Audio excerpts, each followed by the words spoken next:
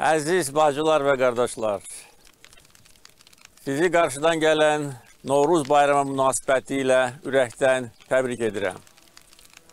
4-cü dəfədir ki, bayram tonqalını mən azad edilmiş Qarabağ torpağında qalıram. 2021-ci ildə Şuşada, 2022-də Suqovuşanda, keçən il Talış kəndində, bu dəfə isə Xankəndi şəhərində bayram tonqalı qalanır.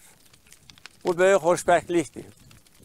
6 ay bundan əvvəl cəmi bir gündən az davam edən antiterror əməliyyatı nəticəsində biz öz suverenliyimizi tam bərpa etdik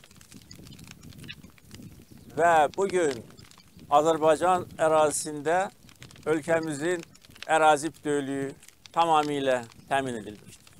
Biz 2-ci Qarabağ müharibəsi zamanında və antiterror əməliyyatı nəticəsində böyük qəhrəmanlıq göstərmişik. Allah bütün şəhidlərimizə rəhmət eləsin.